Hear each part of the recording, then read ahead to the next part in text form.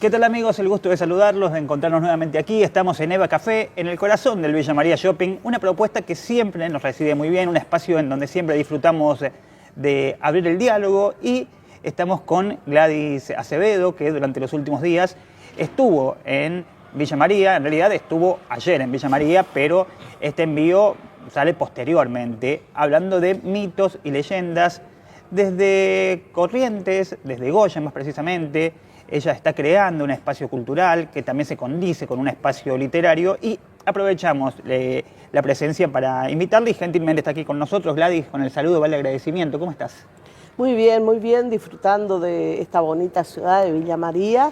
Y bueno, trabajando, tuvimos una maratón mitológica muy intensa, recorrimos ya varias escuelas, varios canales de televisión y también la universidad. La verdad fue una acogida del público muy lindo, demostraron mucho interés los chicos, sobre todo, que nos interesa. Y bueno, acá disfrutando con los colegas, escritores latinoamericanos, especialistas en mitos y leyendas. Gladys, ¿cómo comienza? ¿O cuándo, por decirlo de alguna manera, te pica el bichito de empezar a investigar un poco más de aquello que comentaban nuestros abuelos, que se comentaba en la calle? ¿Cuándo dijiste, tengo la necesidad de poner en papel, en tinta, todo esto que está sucediendo? Bueno, yo empiezo a través de escuchar. Era una niña de 5 años que escuchaba sobre estos seres, estos mitos, y de personajes que había en los esteros de Liberá, que yo creo que ahí surge un realismo mágico en Corrientes muy importante, que me llevó desde muy pequeña a escribir y a ilustrar también, porque soy ilustradora, historietas y a empezar a escribir cuentos.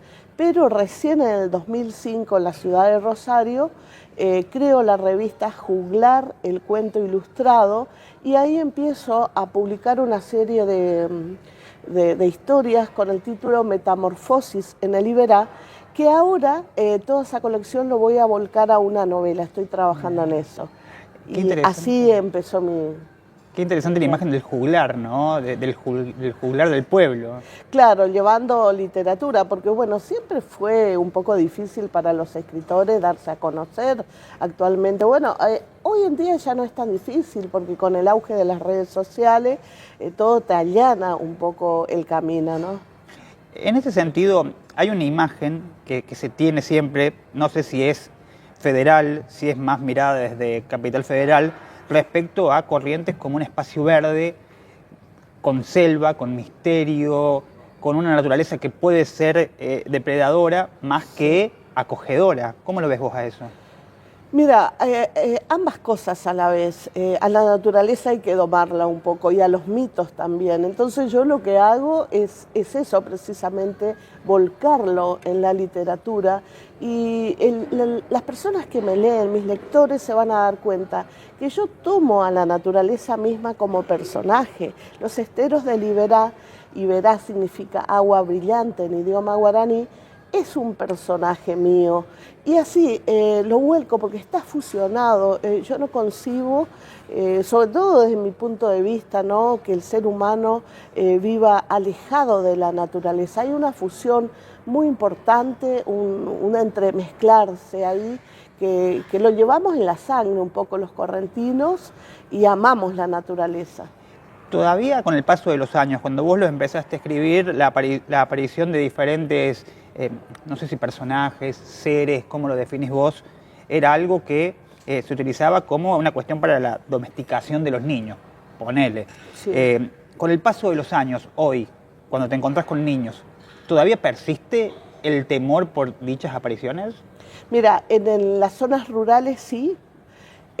Nosotros en Corrientes como que conservamos el mito. Y yo en mis investigaciones, porque soy cronista y para escribir estas crónicas mitológicas guaraníticas, investigo muchísimo y me doy cuenta que el correntino sigue conviviendo con estos mitos, estas leyendas, está, digamos, implícito en su vida, incorporado en su vida de manera natural.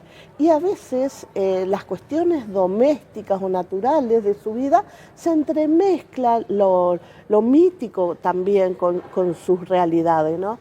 Entonces yo creo que estos mitos actualmente perduran en la ciudad de Corrientes. Por eso yo hablo de mito-realidad en Corrientes. Claro. Hay una imagen que vos has trabajado mucho, que es la del pombero, que yo, a ver, tengo 37 años. Yo cuando era pequeño escuchaba el pombero como algo por el cual atemorizarse. Sí. Y hoy con el paso de los años lo encuentro incluso como para algunos una figura amistosa, que quieren tener hasta un peluche del pombero. Sí. ¿Por qué se da ese cambio? Mira, siempre hasta hoy en día se le dice, bueno, en la zona rural, no andes a la hora de las siestas, le dicen a los niños, porque que te puede agarrar el pombero.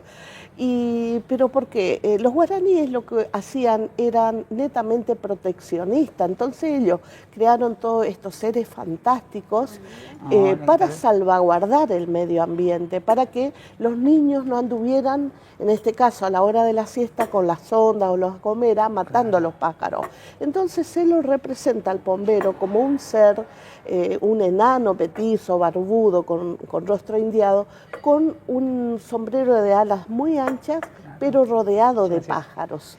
Y entonces se dice que él es el protector de los pájaros que anda a la hora de la siesta, pero también en el Paraguay, por ejemplo, se dice que él aparece a la hora de la noche. Claro. Y tiene la particularidad que rapta a las mujeres, las deja embarazadas. Entonces, mucho de estos embarazos inexplicables en las zonas rurales, aún hoy se sigue escuchando, sí. ¿No? La embarazó el pombero. Claro. Y bueno, pero ¿por qué ese amigamiento o enchamigamiento que hay con las personas? Porque él le gusta fumar tabaco, se dice que le gusta la caña, y si vos le dejás esa ofrenda, él a cambio te brinda todos, te concede todos sus favores y te cumple, es una especie de Aladino, digamos. ¿Y hay un pombero o hay muchos pomberos? Porque algunos lo definen, bueno, con la cuestión del tabaco, otros con la cuestión de caña, otros más bien con un pelaje más cercano a otra cuestión antropomórfica. Sí. ¿Cuál es en la cuestión de la comparativa de textos? ¿Cómo lo podemos describir? ¿Cómo es la descripción a la que vos llegaste? Sí, yo siempre lo ilustro, de hecho en mis murales lo represento como un enano con los brazos muy largos y algo velludo y los pies al revés, porque una de las características de las poras guaraníticas, nosotros lo definimos estos seres con el nombre de poras, que son fantasmas, lo que no se ve, sí. Lo que está del otro lado dimensional. Entonces yo siempre lo dibujo, lo ilustro con los pies al revés. ¿Por qué? Porque estos seres despistan así, hacen como bien, que van para un lado, pero en realidad sí, están yendo para otro. Y siempre con el cigarro y su bastón de mando, porque Tupá, el dios guaraní, le embiste a él con un bastón de mando que es un bastón, algunos lo dibujan como una tacuara, algunos como un bastón de oro macizo, y es el que tiene el poder con el cual él concede los deseos. Cuando uno vive en una provincia, tiene un paisaje habitual, al momento de llevarlo al texto, uno lo tiene tan asimilado como propio que le es difícil definirlo. ¿Qué pensás vos, que el que vive en este espacio puede definir mejor no dando cosas por sabidas, o a veces un visitante que quiere ilustrar el espacio puede hacerlo mejor? No sé si me estoy explicando, porque pienso en una figura como Horacio Quiroga en Misiones, ¿no? Con los destiladores de naranjas, con este cuento maravilloso que es A la deriva, que explica toda la travesía. Sí. ¿Cómo ves vos esta construcción de muchos que han visitado aquella zona y también han escrito. Sí, bueno, yo puedo escribir sobre Buenos Aires, sobre Villa María, pero no va a ser lo mismo que un escritor que vive, que siente, que percibe los olores o las costumbres de Villa María. Uno va incorporando, ¿no?, esa esencia de la región.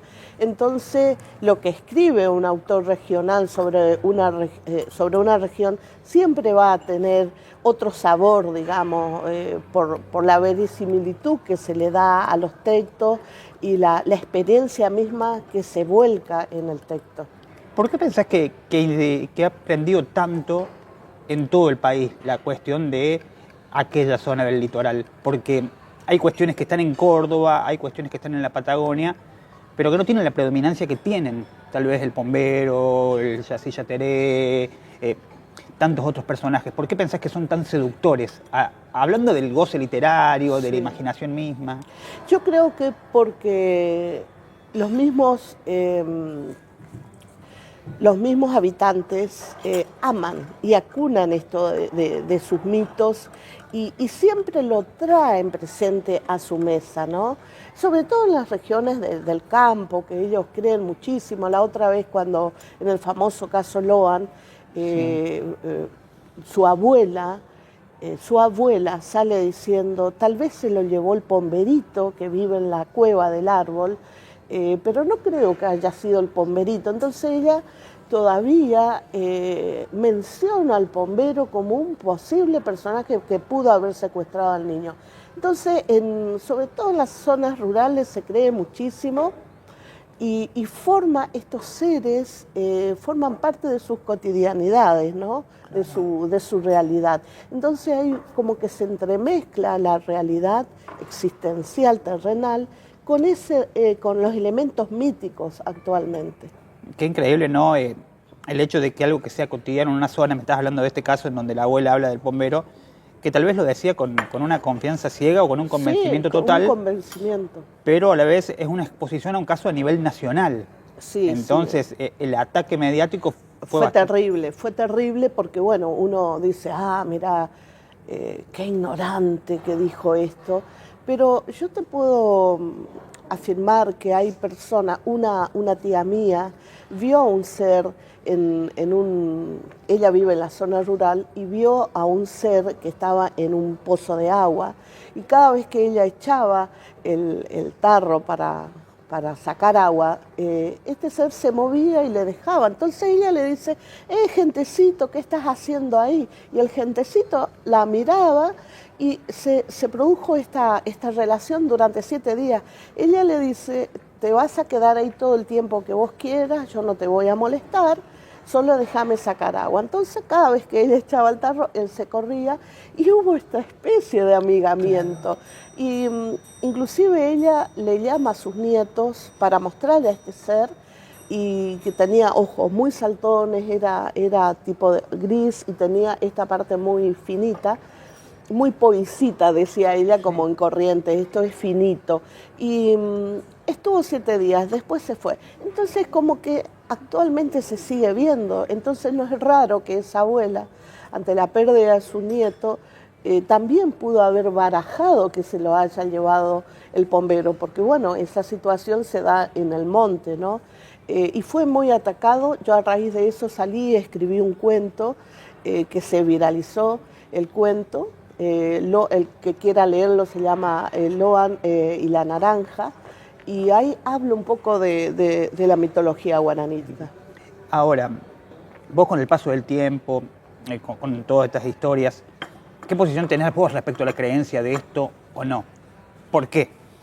Porque uno cuando empieza a salir, cuando empieza a leer más libros, cuando empieza a acercarse a textos más filosóficos o más científicos, uno va derribando algunas cuestiones que piensan que tiene preconcebidas. No sé si me explico, ¿no? Sí, entiendo. A uno le gusta determinado estilo musical, pero de repente aprendió 5 notas más que antes no sabía y ya esa música no me gusta. Ya, qué ingenuo que fui pensando que eso era la música cuando en realidad no era.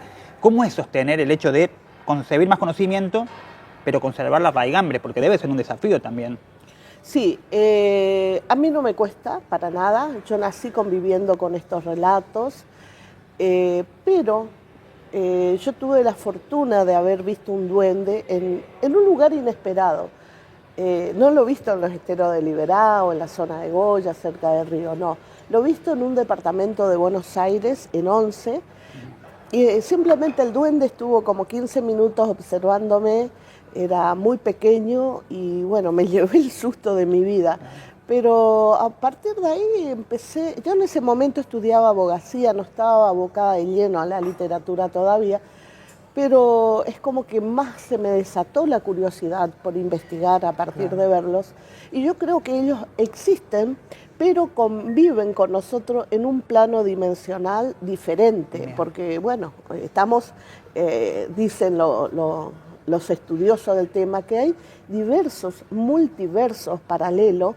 Entonces en uno de esos universos paralelos ellos viven y a veces traspasan esa dimensión y vienen hasta aquí a visitarnos. Estuve hablando mucho de los negritos Cambaí, que es un duende que no se conoce habitualmente, por eso hice especial hincapié en ellos. Estoy pensando en este hecho de, una cosa es experimentar algo, que tiene una cuestión particular, pero otra cosa muy distinta es contarla cuando sabemos que existe una condena social. Sí. Que hay una parte que te va a decir, ¿qué está diciendo? Mira, ¿qué está diciendo? Y es un desafío salir a plantear algo y contarlo, ya sabiendo que desde el principio no te van a creer. Sí.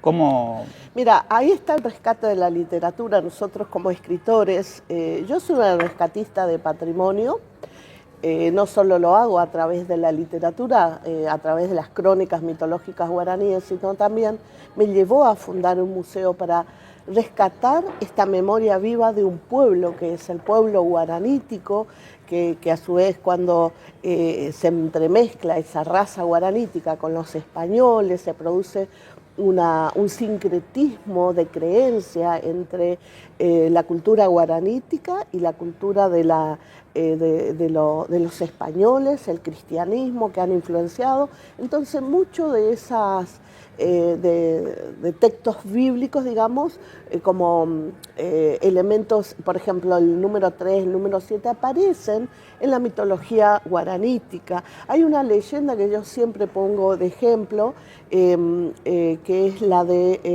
el Chajá. Aparece Jesús a dos indiecitas guaraníes y le pide agua. Bueno, ahí se va a desatar una serie de leyendas, ¿no? Porque estas indiecitas le mezquinan el agua, luego Jesús le dice, por tu mal accionar, mi padre te va a condenar. Entonces ahí se transforman en pájaro.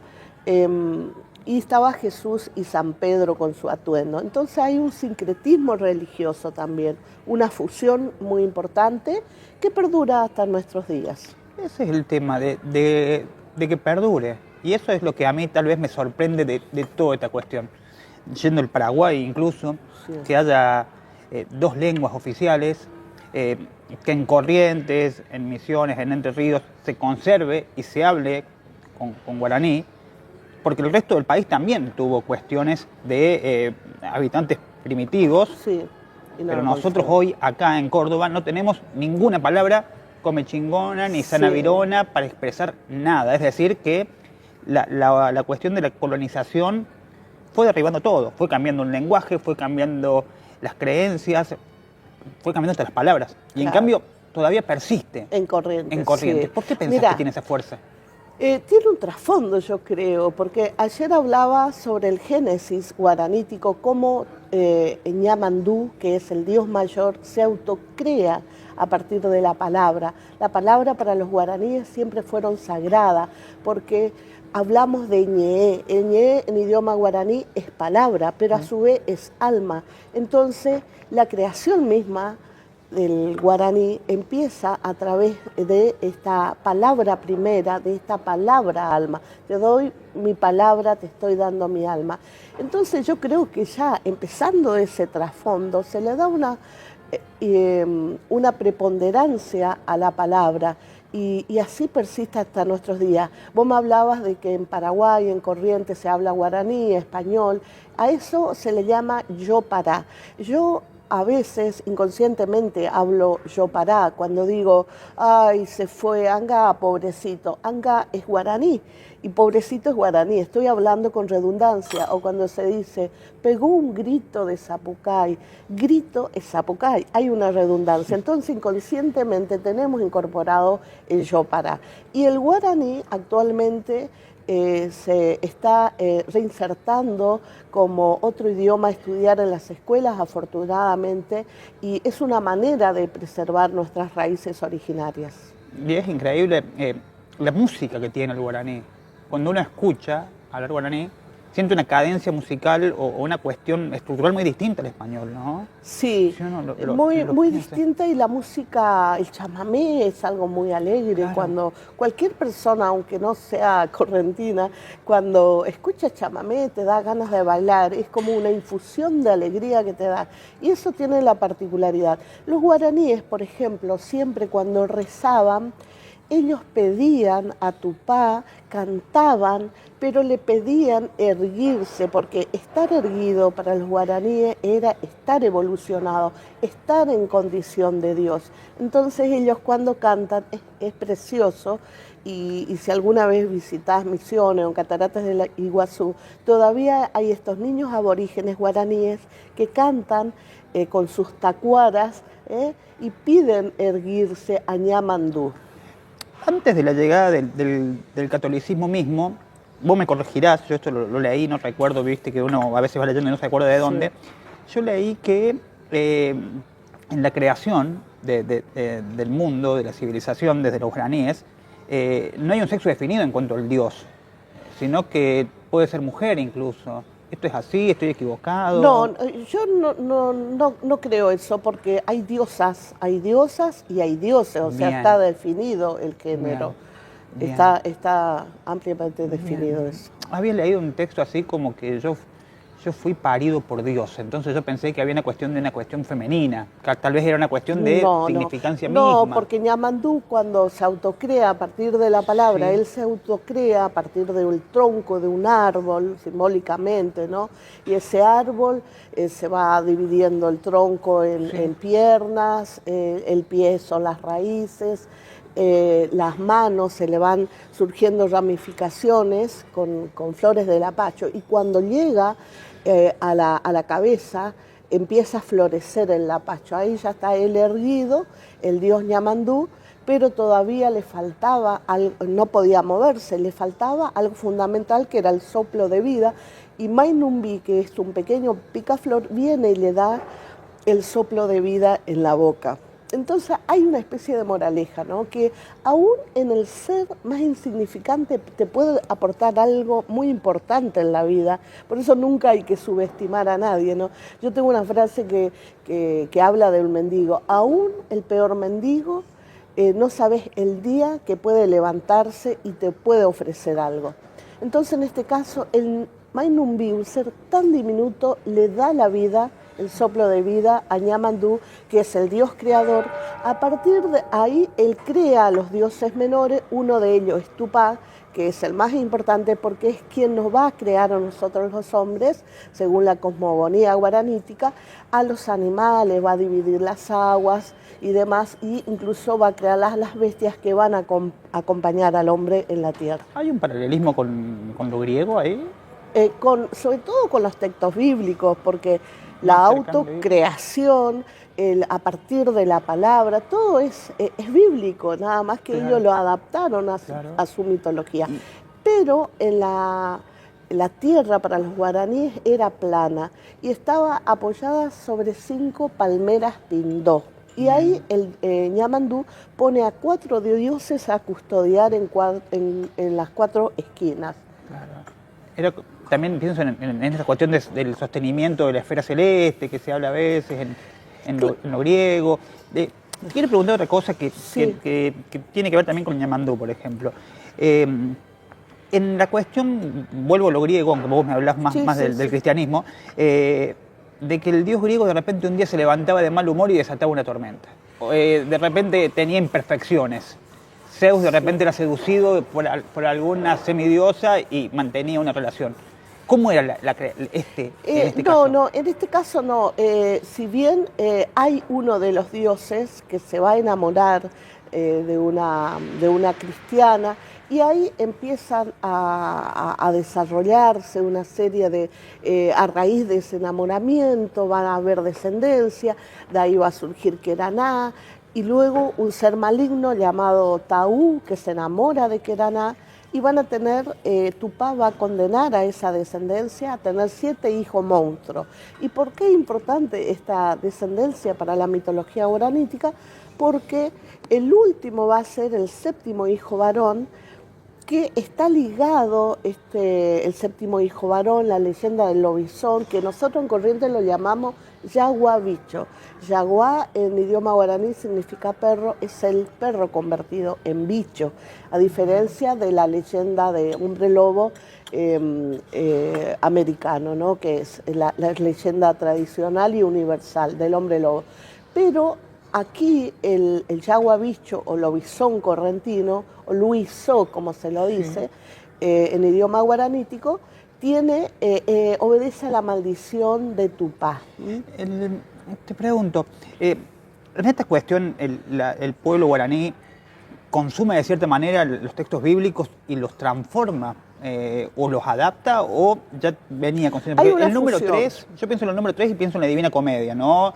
Las 3 divisiones del Dante, exacto, los 3 colores que se plantean, el número 7 y el número de los escalones, el número de los círculos del infierno. Entonces hablamos del 3, hablamos del 7, sí. Se me ocurre el Dante, por ejemplo, la Santísima Trinidad, que son 3, bueno, podemos estar horas, ¿no? Hay una cuestión de que convergen las dos cosas diciéndole, bueno, yo voy a aceptar lo tuyo, pero te voy a dejar algo mío. Sí, mira, lo que pasa que los jesuitas que vinieron a evangelizar a los aborígenes guaraníes, fueron muy astutos, y para tratar de evangelizarlo, que fuera de manera pacífica, ellos comparaban a sus dioses guaraníticos que ya estaban en la creación con los dioses del cristianismo, Jesús, San Pedro, los santos cristianos. Entonces le iban enseñando, y le enseñaban a través de música, a través del teatro. Entonces comparaban a sus ángeles, por ejemplo, con la espora guaranítica. Entonces como que ellos fueron readaptando sus creencias, y se produce este sincretismo tan importante que después lleva, por ejemplo, a crearse la leyenda del Chajá, porque hay varias versiones de la leyenda del Chajá, pero una de ellas es que esta joven le mezquina el agua a Jesús y le da agua enjabonada a modo de burla, ¿no? Entonces es como que naturalmente se fueron fusionando estas dos creencias, y ahí surge esta mitología que hasta el día de hoy persiste. Gladys, la verdad que hay muchísimo más para consultarte, muchísimo más para preguntarte, pero tengo en realidad que ponerlo en cierre, porque el tiempo se va volando, ya hace media hora que estamos hablando.